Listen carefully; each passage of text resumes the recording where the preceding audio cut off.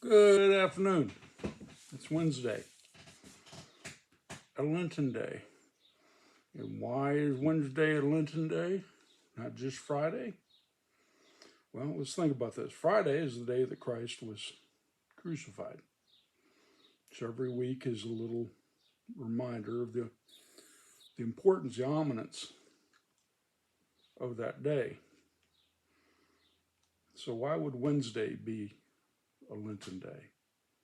Well, because it was a Wednesday that Christ was betrayed by Judas Iscariot.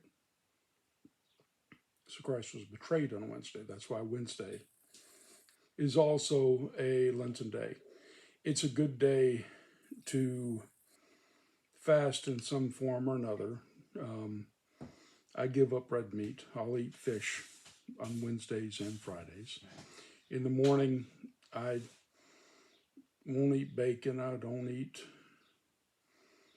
nice steak and eggs or anything like that. And I'll have eggs, or I'll have cereal, So just little sacrifices for the day, Or if you want to go, it's also a good day to fast if you wanted to, if you're able to. So, anyways,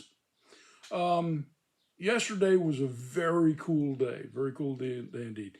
The young man who inherited the majority of my pipe collection had some really good big news on a job. So he got one heck of a promotion. And so on that day, I went over to his house for the first time, and his grandfather came over, his father came over, and I believe it was either his father-in-law, I believe it was his father-in-law, or family friend came by. And we sat around smoking pipes for like 3 hours. It was a ball. And he in one half of his barn, one of his barns, he set up the Kentucky chapter of Smoking Hear Tavern inside of that barn. Now, I'm going to try and upload one of the pictures for the thumbnail. But his grandfather apparently worked in a pipe and tobacco shop in Cincinnati for a company, and had retired from that, I guess. And he brought over this man likes a big pipe, and something something about the size of my fist to hold on to, and he brought a number of his pipes over, and one of them was a Dunhill, and I had brought my 1953 Dunhill over, and I was quite proud of that. So suddenly he whipped that thing on. Okay, I got pipe envy, but yeah. So he smoked one of his pipes. His son smoked one of his pipes, and then later his son grabbed that big giant Rop church warden, loaded up. He smoked about. He's like, well, I like my little dip pouch and everything, more nicotine. So we took one of the hard English tobaccos that my good buddy Charlie sent me.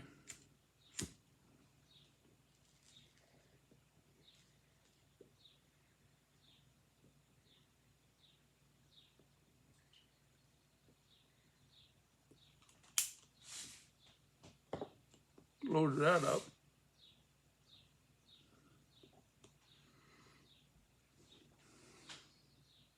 He smoked that about a quarter of the way through.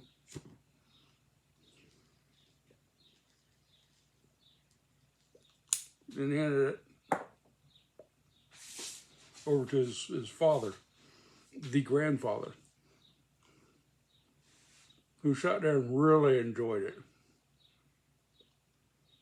So that pipe has been renamed. Now it is the Stick of Wisdom. But it was a really, really good time. Uh, I was quite honored to sit down in the tavern with this young man and his family for 3 hours, smoking pipes, talking pipes, tobacco, motorcycles, just having really good conversation, there was water to drink. There was, we all shared in a small shot of some nice bourbon, some really nice bourbon, for a toast, and told stories, and I told a few jokes, and it was a really, really, probably one of the best afternoons I've had in years on a rainy day, So,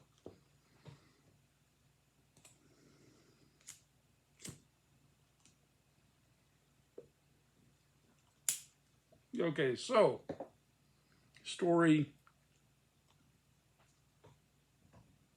the third story, third encounter, which was the first encounter. Back in high school, me and some of my friends had a bad habit of skipping school. We would skip, go out in the woods. Sometimes we'd skip, go out in the woods, go hunting. This one time, we did that. We skipped. We went out in the woods and grabbed my buddy's family had a swamp buggy. This old swamp buggy was made out of an old late 20s four-cylinder flathead old car. I'm not going to say what the car model was. I'm not going to say the name of the family. Okay. Kind of like in Dragnet. Names will be changed to protect the innocent. Anyway, so we're out there. We're in a place called Hungry Land Slough. Hungry Land Slough, which in itself's got some great history. And later on, I'll tell some of the history, especially how I got its name. Very heavy during the Second Civil War. Anyways, so we're out in that neck of the woods. And we're bopping around this swamp buggy. I don't know what we were thinking, because we figured, well, we're going to get a hog, or we're going to get a deer, And it wasn't really even deer season. We're up popping around anyways, as dumb kids tend to do.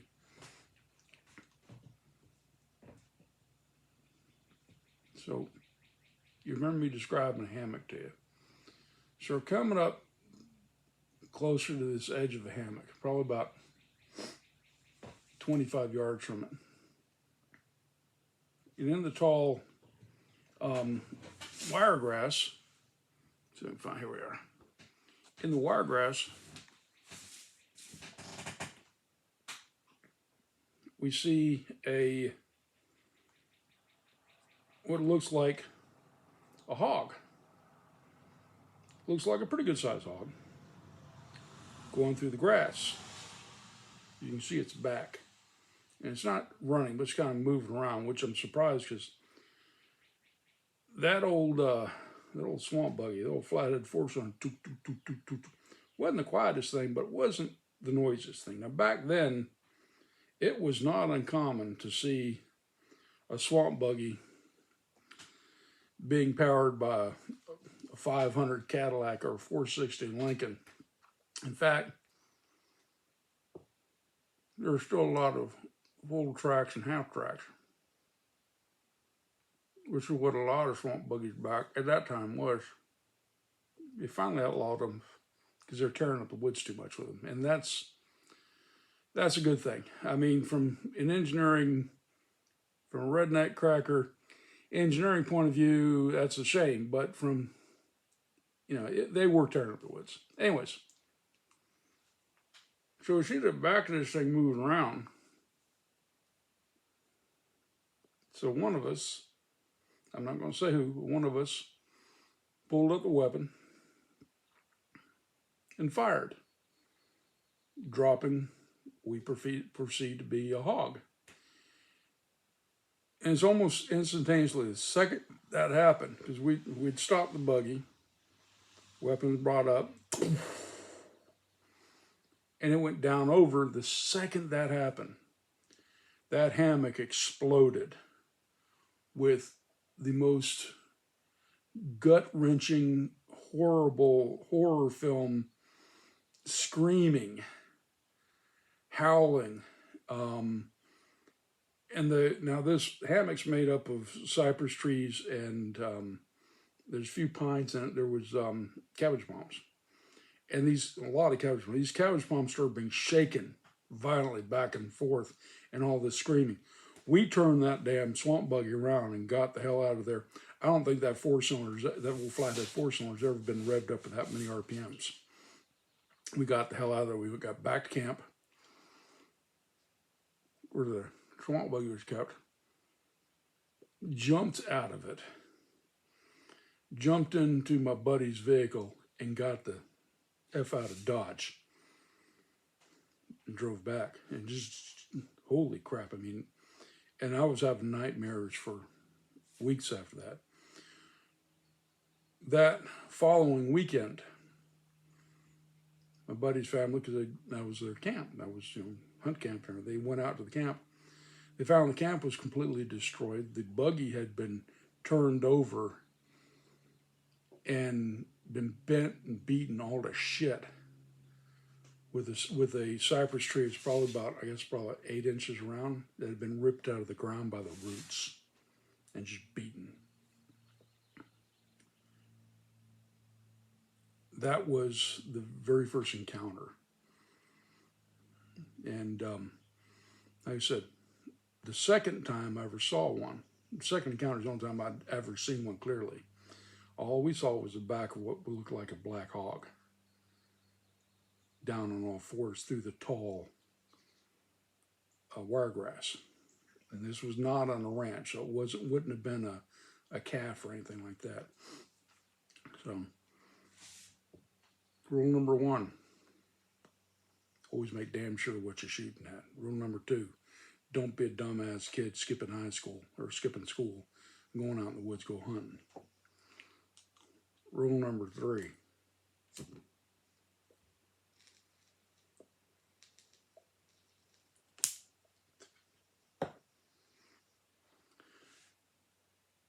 don't skip school. Just stay in school, okay? I've had people, I've told this story, I've had some people call me a liar. I really don't give a shit. It's all what I saw. Experience what I experienced. And there's a lot of things out there in the woods that folks don't want to admit to. Don't care. So that's encounter story number 3, first encounter. So, and that's all my stories of that critter, that type of critter. And that actually, I mean, when I was in like 3rd grade, and that's when we first started hearing about skunk ape in my grade, my class. And one of the kids in my class said he'd seen one, got in the newspaper for seeing it and stuff.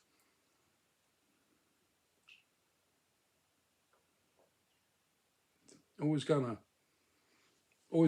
in the back of my mind, always kind of interested in them and stuff like that. But that first encounter, that pretty much, I put myself we put ourselves in a stupid place doing something very stupid, something we weren't supposed to be doing anyways. And something died that shouldn't have died because of it. So, stay in school. Stay in school. Go hunting when it's hunting season. Go do the things you're supposed to be doing when you're supposed to be doing them.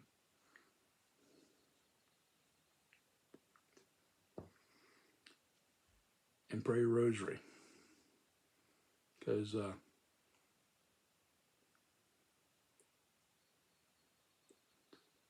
it's an important thing to do. Anyways, so that's all I got this time around. I figured I'd let y'all know. And yeah, Smoking Hear Tavern has a physical chapter in northeastern Kentucky. Anyways, y'all take care. God bless. We'll see you on the next one. Bye-bye.